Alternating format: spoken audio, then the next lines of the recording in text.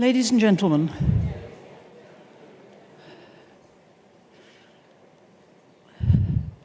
major incidents, death and destruction is common to the job that we do. That's what EMS is all about. But nobody can fail to have been shocked by the events of Manchester last night. For any of you who have not heard, just after 10:30 last night, after a concert by Ariana, the American teen pop idol, attended by over 20,000 young people mostly, so children, many of them young women, a lone perpetrator exploded an improvised device. Over 20 are dead and over 50 seriously injured. You can imagine the impact that that will have on the people of Manchester, many of whom have thrown their houses open to anyone who had any difficulty in getting around the city or getting accommodation. You can imagine the impact on the emergency services, both last night and in running a service today, when many of them will have been up all night dealing with unimaginable horror. Could I ask you to stand and observe a minute's silence?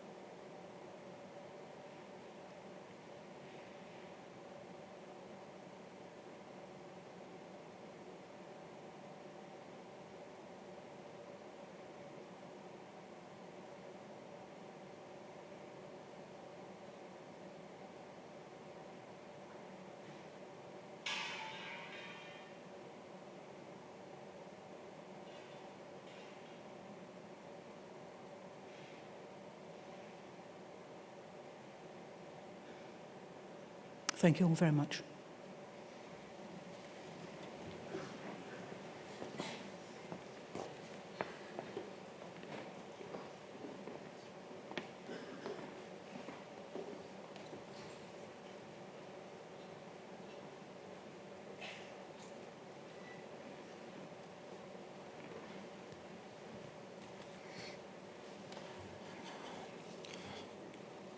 Dear ladies and gentlemen, dear colleagues, dear friends.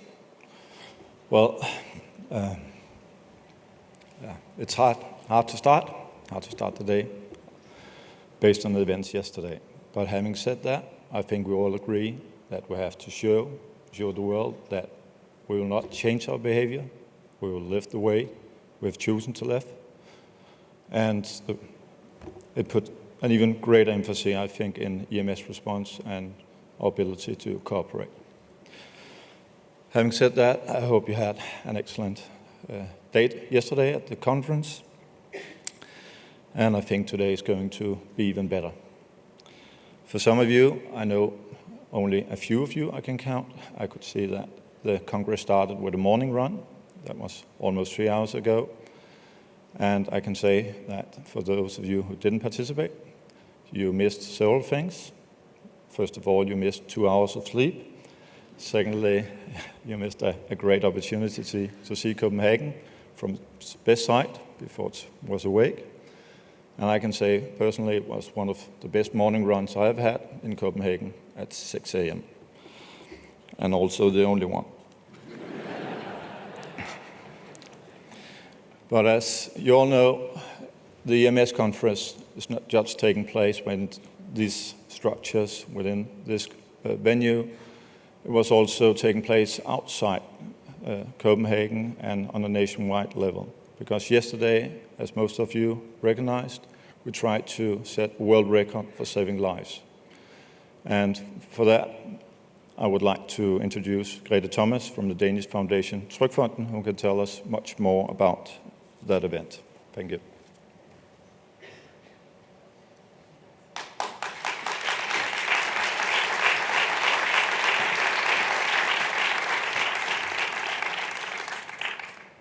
Good morning.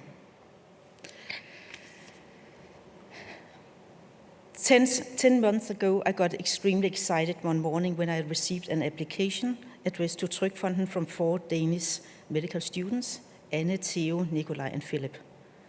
I usually refer to the 4 FABs and the application as 4 golden eggs served on a silver plate. The application was called Trygfonden's World Record for Life, and the goal was to show the Danes how easy it is to save life by giving quality chest compressions, and at the same time, Anna, Theo, Nikolai, and Philip wanted to set a world record in life-saving CPR. In Denmark, we have come a long way since 2001. We have succeeded in increasing bystander CPR from 19 to 66%.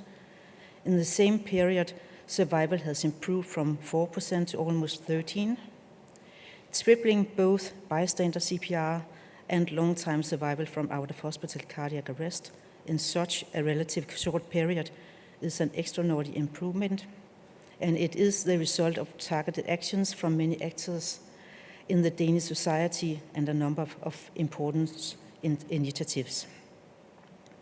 We have moved social behavior within a decade by combining a high level of research, by establishing a nationwide system including communication programs, and by motivating citizens through communication and changing public policy through lobbyism.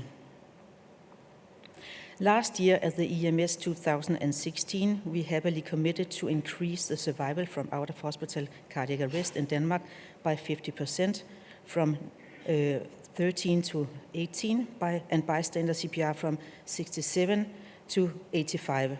It is a very ambitious goal, especially for Denmark, which, as you know, already has one of the highest documented survival rates in the world.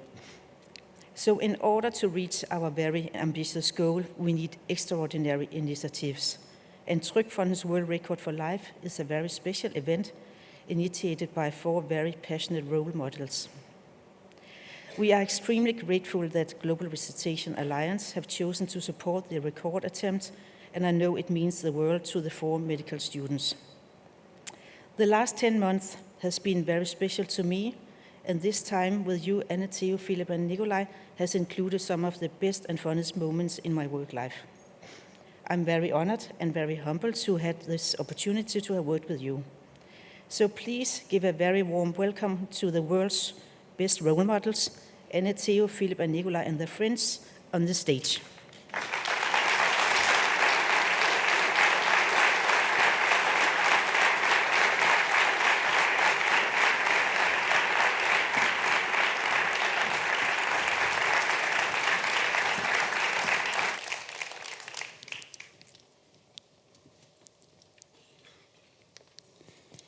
Thank you, Grete, for the very kind words.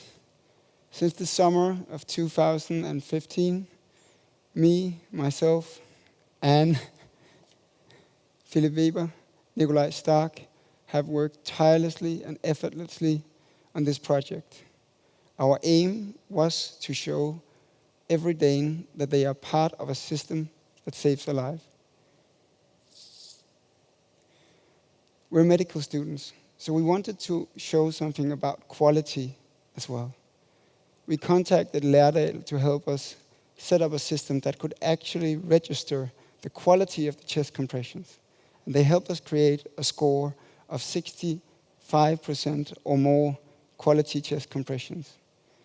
They were kind enough also to aid us in 11 cities, in 11 largest cities all around Copenhagen.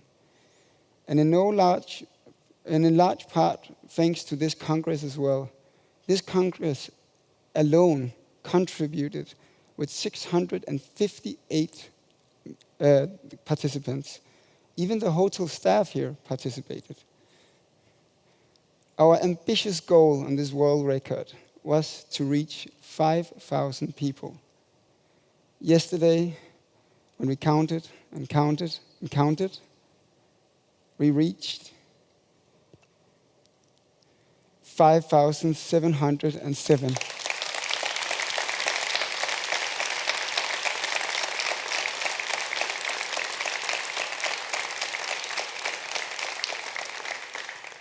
This has been a dream for us come true. It truly has. But we are not only 4 medical students. Behind me, you see an army of people. Some of them are still in the audience, and the applause goes out to you guys. We had about 150 medical students all over Denmark for 12 hours in the sun and in the wind, and we did this. We set Trygfondens world record, the first ever record in quality compressions. Thank you, EMS, and thank you, Denmark, for helping us set this world record. Thank you.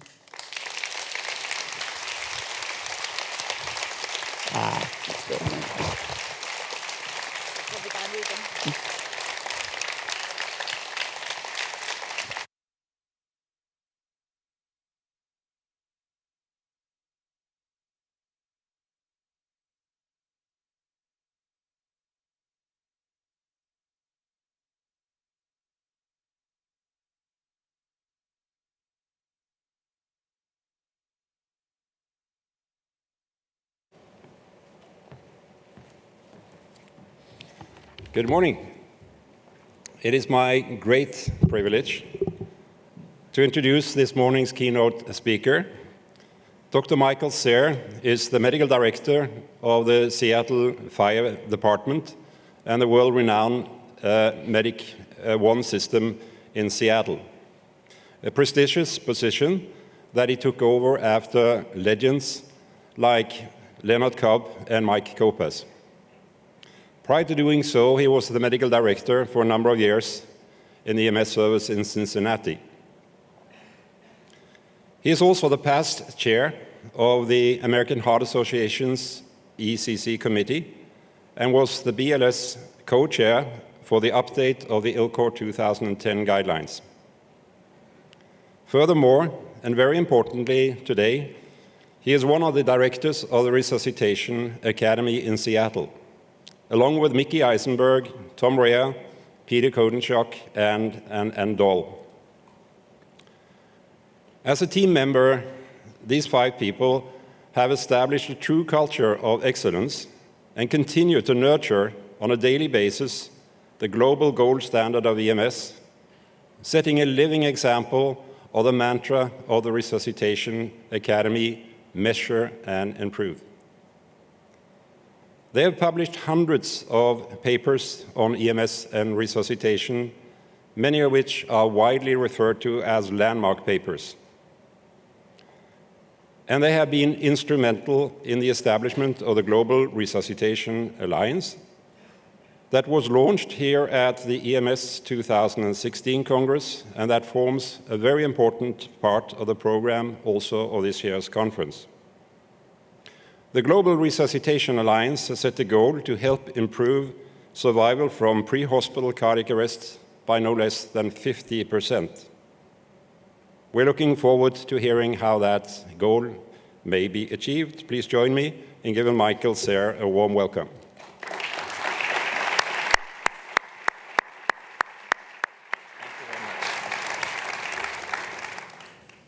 Morning. Thank you. That was very kind. And it's a great honor to be here in Copenhagen on a beautiful morning with all of you to hopefully celebrate a bit of what's happened in the past year since the Global Resuscitation Alliance was started. I thought I would start with a story that highlights how it takes a system to save a life. Last September, the young man you see there, Doug Stein, he's 36 years old. He works with a crew putting up billboards, you know, the things over the streets, and they go up there and they paint this sign up.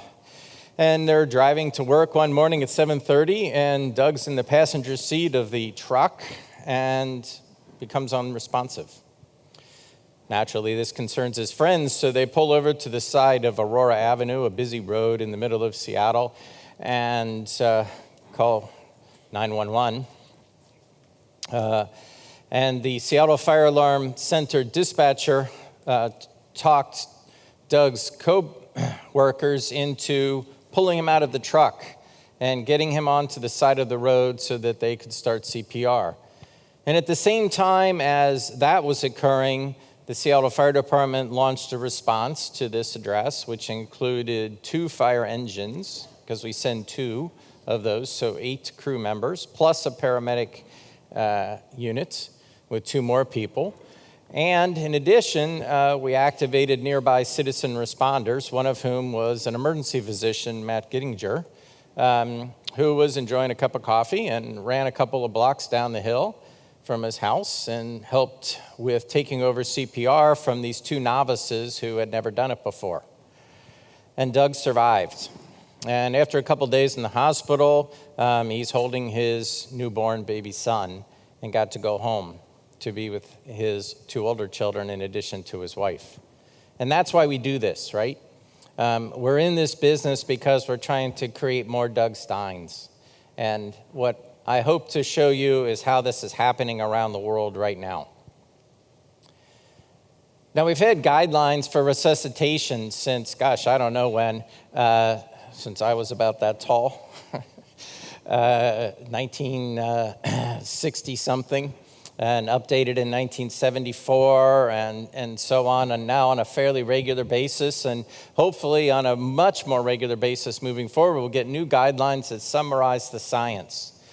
But we've known for a long time it's difficult to translate these guidelines into action and get people to really implement them successfully. And over many years of having guidelines that have tried to help us perform better, we still see that really not making a lot of progress. So maybe 10 years ago, we were saving 6 or 7 or 8% of the cardiac arrest cases. This is data from the United States for 2016, and it's very impressive in that they recorded almost 64,000 cardiac arrest events. The survival rate for these, not bad, 11% overall. Maybe that's better than it was 10 years ago, which is good. It's 11% though, which means 89% are not surviving. And it's the same percentage as it was in 2015 and in 2014. Now, some would argue that's because, well, some statistical things, blah, blah, blah. But really, it's showing that we're not really moving the needle very much. We're not getting that much better each year. So we need to do something different. In addition, we notice that there's a lot of disparity between different communities' survival rates. So how many of you in this room know what the cardiac arrest survival rate is in your community?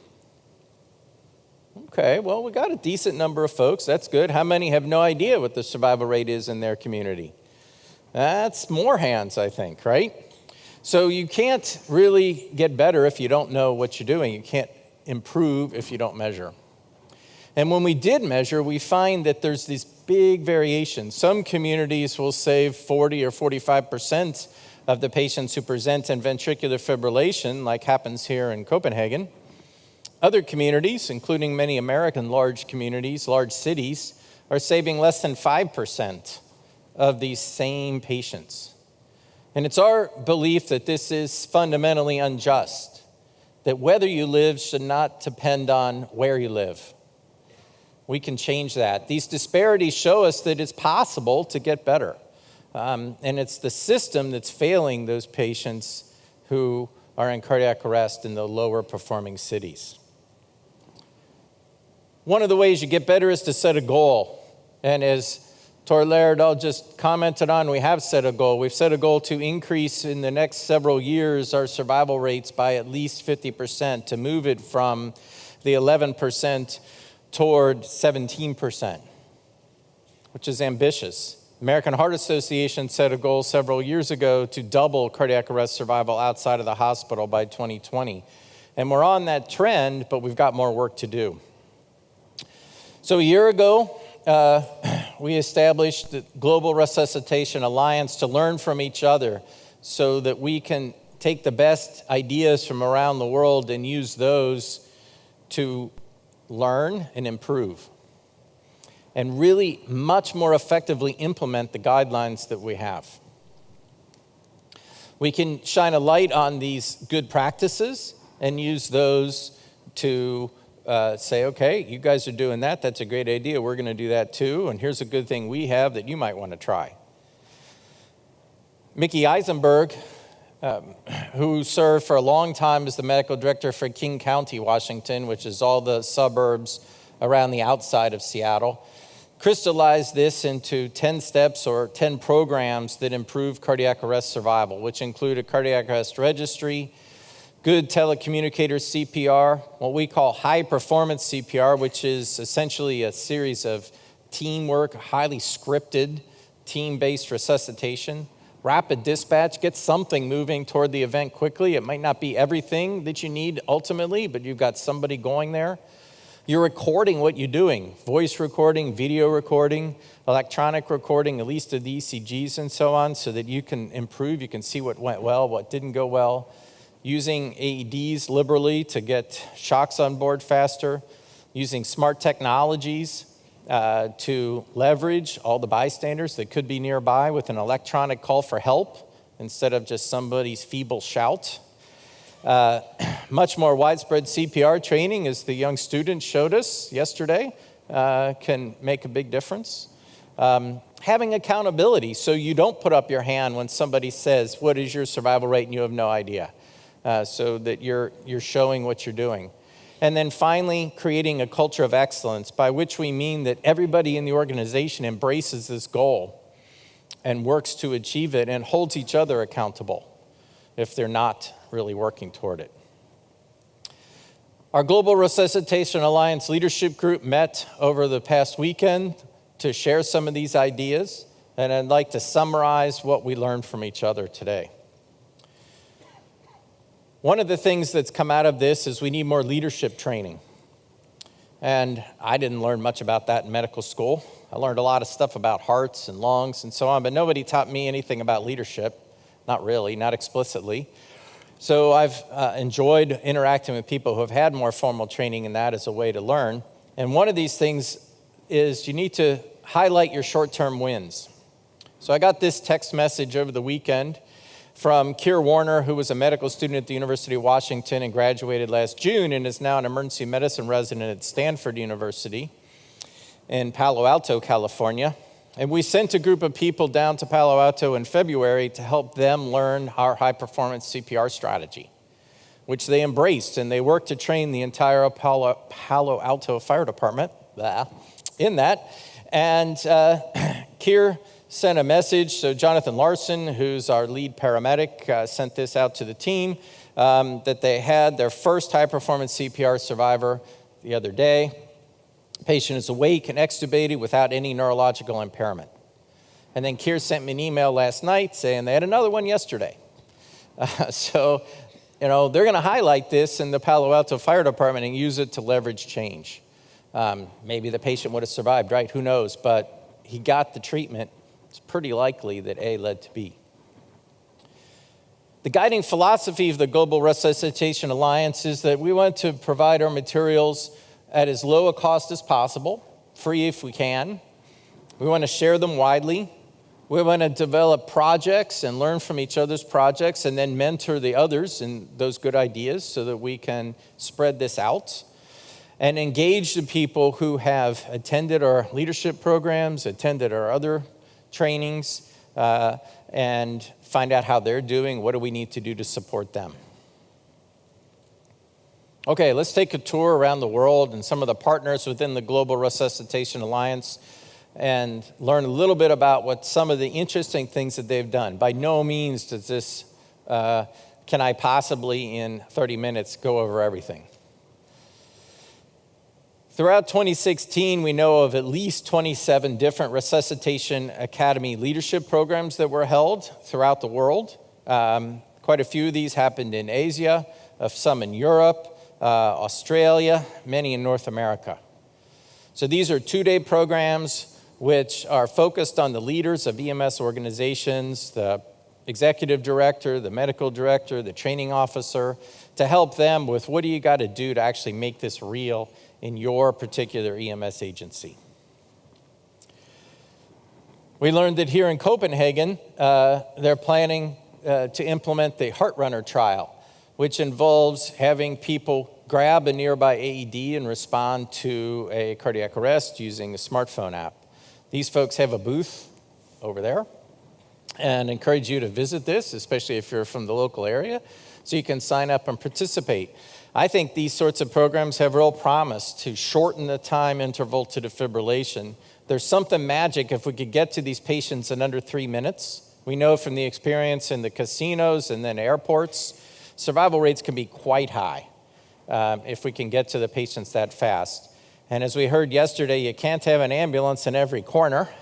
And so therefore, you have to have some other strategy to do that. And people like you who are off duty are perhaps going to the grocery store or the bank or just out for a morning run, could, if alerted, grab an AED and go and save a life. In Scotland, they've trained tens of thousands of people recently in CPR. In addition, they've succeeded in reconfiguring some of the emergency response systems, so they now have police and firefighters as co-responders with the ambulance service to suspected cardiac arrest events. That's huge. Again, you've got more points of response. It's likely that one of those other organizations is closer to the patient than the ambulance service. Many organizations around the world have difficulty convincing their partners in public safety to participate in this, so hats off to the Scots for actually pulling it off. I know that wasn't easy, but it makes a real difference and it will totally help drive survival. In the rest of the United Kingdom, I think they're all still together, right?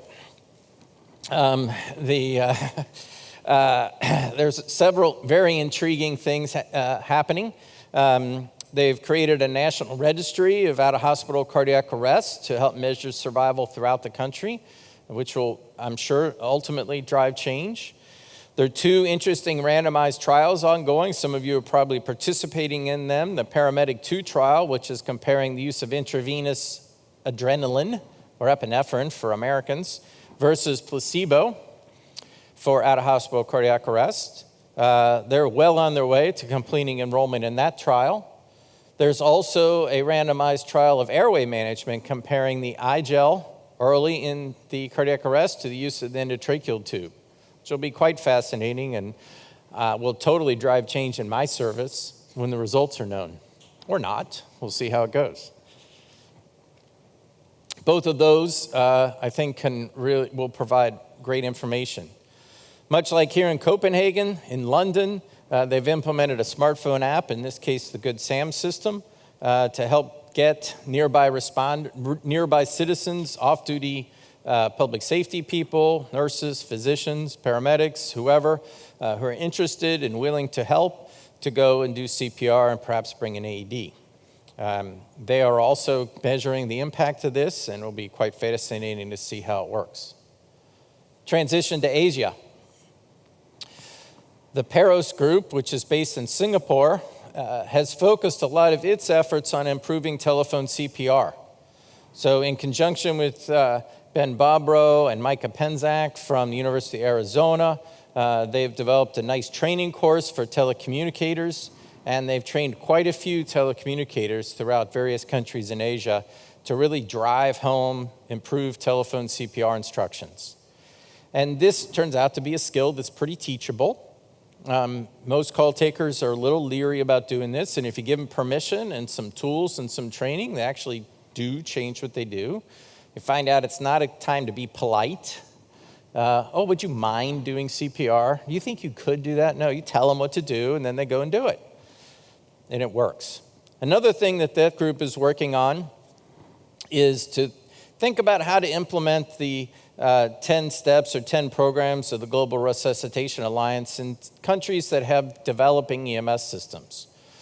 They are obviously challenged in many ways and are going to have some difficulty in implementing all of these 10 programs. Perhaps they can do pieces of the puzzle that are most important. And they're going to have a meeting in early August to talk through that with representatives from those countries. And I think we'll learn a lot from that about what's possible, and that will help us all improve. In Australia and New Zealand, they've put together a measurement system that's measuring almost all of both countries' cardiac arrest cases. And that, again, is opening the eyes of different people in different parts of the country about what the disparities are, how some communities are performing better than other communities, and then find out who these positive deviants are, and using what they're doing and trying to spread that elsewhere.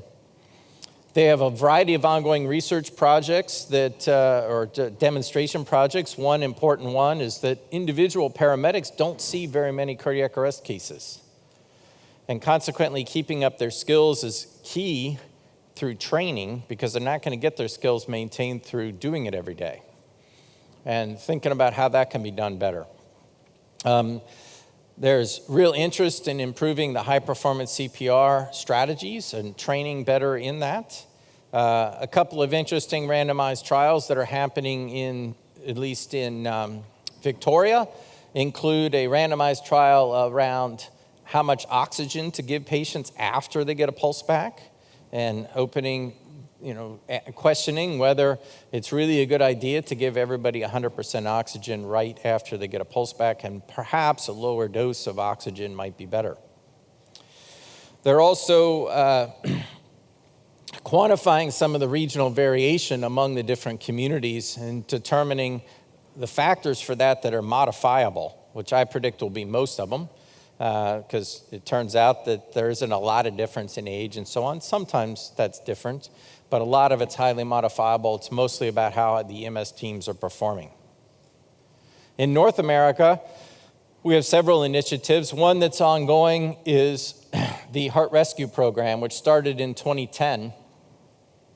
And we're trying to work together with different states to implement a registry system within that state, and ultimately it reports up to CARES. So as you saw, there were 64,000 cases in 2016, and we're hoping to get a much larger or even higher number in 2017. And we've got quite a few states, I think 16 or 17 states now, with an at-risk population of about 80 million lives in all of these various states. You can see that I know Ohio will come very soon, probably join this group. We're starting to work on California, which is a large state.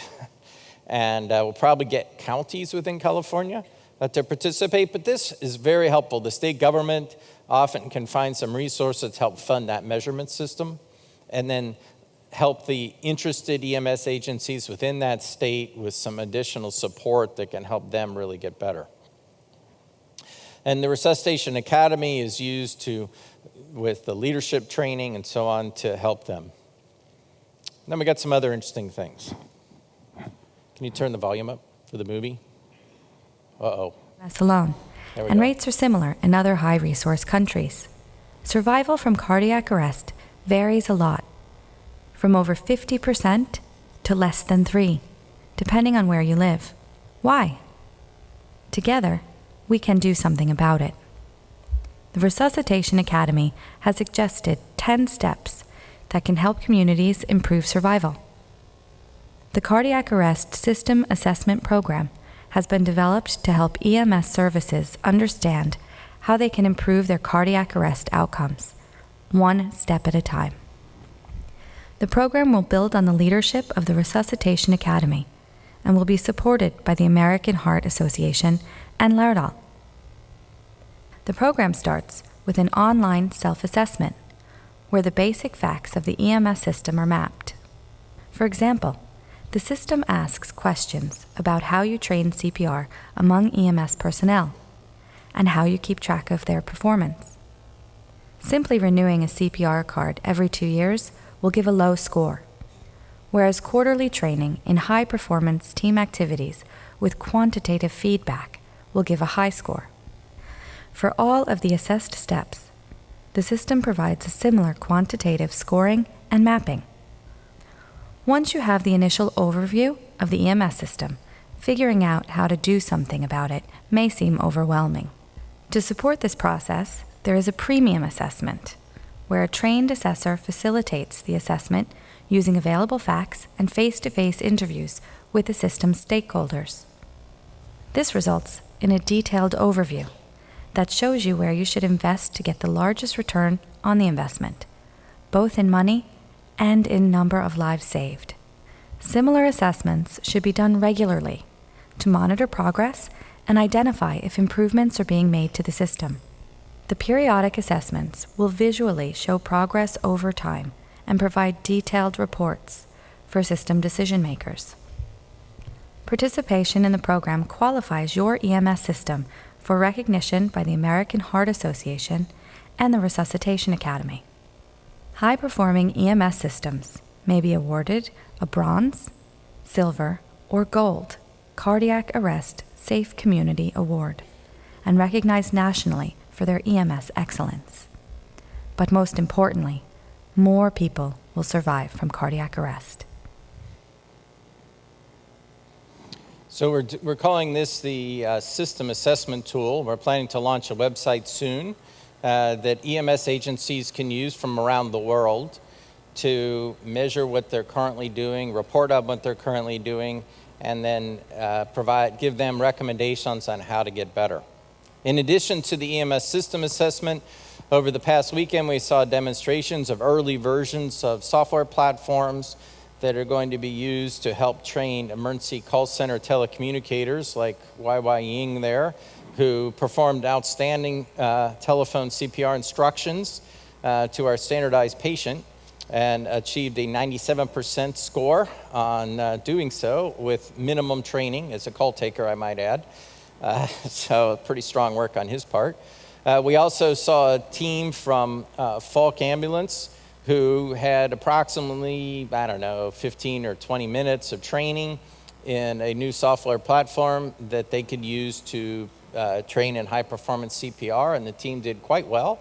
Achieved an 83% score on a demonstration in front of a bunch of strangers of CPR and did a really good job. So I think those tools show real promise, and we hope to launch those in 2018. As mentioned earlier, one of the keys to success is measurement and using that measurement to drive improvement. And we view our programs much the same way for the Global Resuscitation Alliance. We intend to measure how well they work, change them to make them even better, and continue to improve. Later today, you have a couple of opportunities to learn more about this. Ann Dahl is leading a session along with Kevin Seaman and YY Ying, the good 911 telecommunicator, on what is a resuscitation academy. Tora Lerdal, along with Sangdo Shin and others, is talking about EMS with a global perspective, and especially looking at the EMS in countries that have systems that are still developing and how we can do a better job to support them. So I'd encourage you to take a look at either of those sessions this afternoon. In addition, we have handouts, if you want, up here in the front of the room after the session on the Global Resuscitation Alliance so that you can learn more and figure out how you can participate. So how can you help? We do have a couple of ideas about that. So one of these is a coin that we create and hand out to people that do a particularly noteworthy good thing. And it talks about how important the work is that we do. And really what you do is about snatching life from the jaws of death. And to help save one life is so important. So we'd encourage you to do a couple of things, like follow the Resuscitation Academy on Twitter, or read our blog. And by doing so, stay informed about what's going on, and then figure out how you and your community can use these tools to leverage improvement to help us all achieve this survival rate increase of at least 50%, and thereby save more lives and have more people like Doug Stein who can go back home and be with their children. Thank you all very much.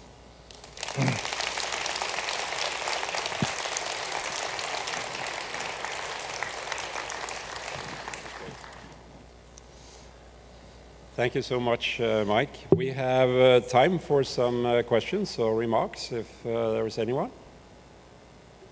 Yes, please. Mike, how do you think? Do we have a mobile mic in the room? I can repeat the question, but go ahead. Mike, how do you think? Oh, there we go. There's a microphone coming. I'm normally not told I'm not very loud, but I'll give it a go anyway. Mike, great stuff that you're doing at the Global Resus Alliance there and also at the Resus Academy. From a training perspective, I agree. Certainly in the UK, paramedics are exposed to a few numbers of cardiac arrests, as well as that regular quarterly training which you describe. Do you think the fidelity of the training is essential to ensure they, for example, on a stress inoculation point of view, that they then perform well when that situation arises? So I think the answer is all training is never quite as good as the real thing. And so we want to try to make the training as frequent as possible, especially early on, that people, what we found works for us, let's put it this way, and so this may not work for you. But what works for us, with our new paramedic students, we spend a lot of time just teaching them CPR again. So people need to enter one of these training courses with a great foundation.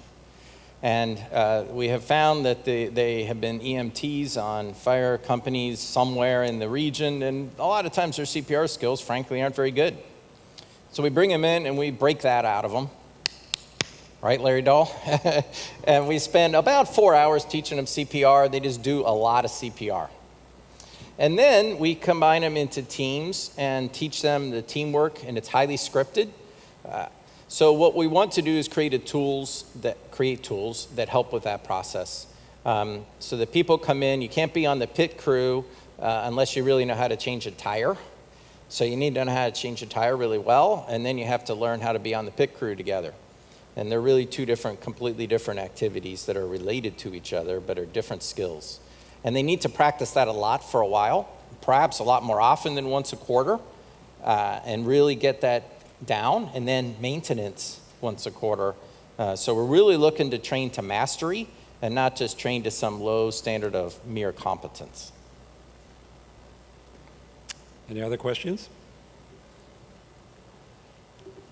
If I can refer to this publication here that was handed out last year, but I understand there is very many new participants this year, and also this edition is updated with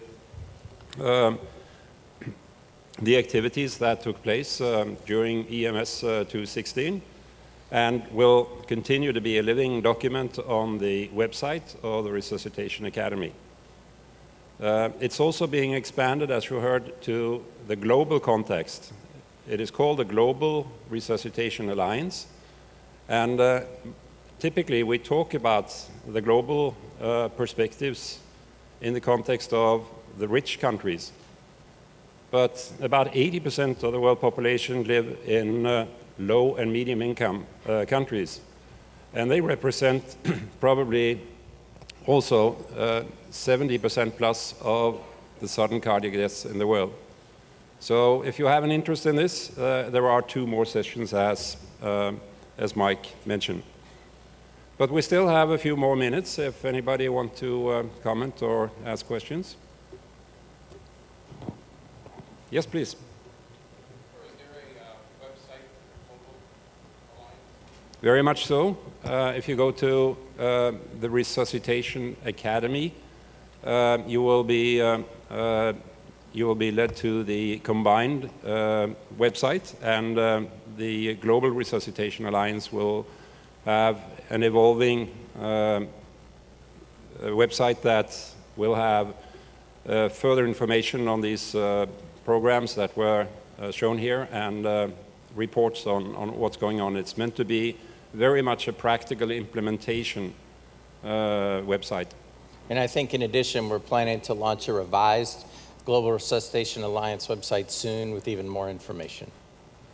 I think somebody back there had a question too. Thank you for an excellent talk. I just wonder, is there any plans or opportunities to include countries in Africa and South America, where I believe the need is even bigger? We completely agree with that there is a lot of need in many parts of the world that we're currently not reaching. So we see this as just a beginning of that journey. So part of the session this afternoon is to talk through that, as well as the meeting that's coming up in early August in Singapore, where they do have representatives from South America and Africa already engaged and planning to attend. You'll also hear some exciting reports on what's going on in both in China and in India. And between them, these two countries represent close to 40% of the global population.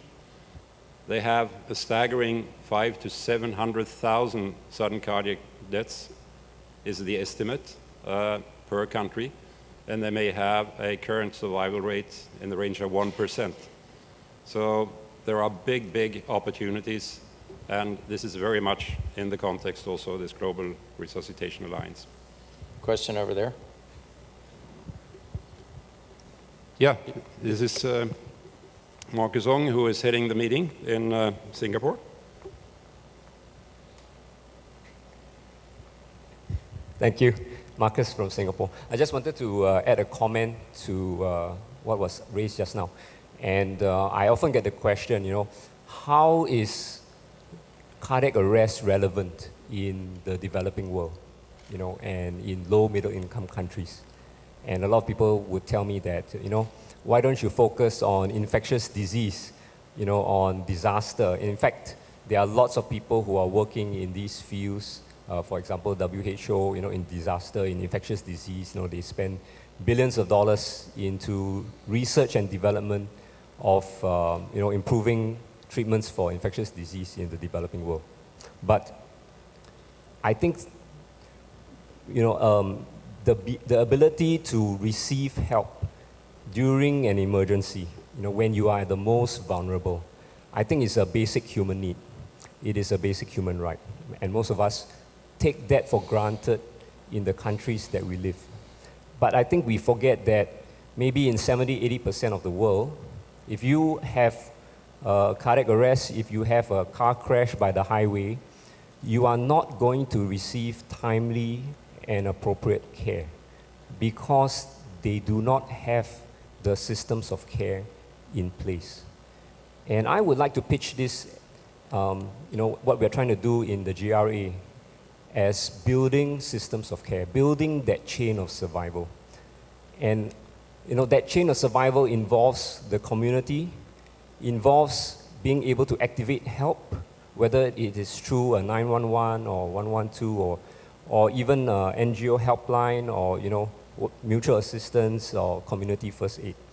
And then having a way to transport patients directly to a center that has the capability to deliver acute care.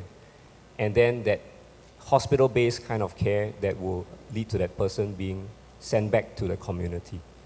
And that chain of survival does not exist, or there are big gaps in many, many places in the world. And I would like to advocate for those who are here, that we work in EMS, we work in building systems of care, and I think that we need to be a bit more vocal in advocating, that this is an area of priority, that governments, NGO, WHO, UN, or whatever it is, need to actually put resources and efforts into, because it is not the case currently. And I can tell you what is the epidemic that is coming in low and middle income countries. It is no longer infectious disease. If you see, infectious disease is actually coming down. It is road trauma. It is untimely death from stroke, from myocardial infarction, from cardiac arrest. It is from a big change in the epidemiology of disease. And with increasing urbanization as well, there are opportunities to build systems of care. We're not talking about, rural communities, miles and miles away from everybody. We are talking about 3/4 of the world's population being in big cities, even mega cities, within reach of infrastructure that can be built. So I think, I would urge you to think about some of the things that I'm saying. And I think we need partners, people who have expertise, willingness, and the countries that do have systems in place, I think, have a lot to contribute to those that don't. Thank you very much.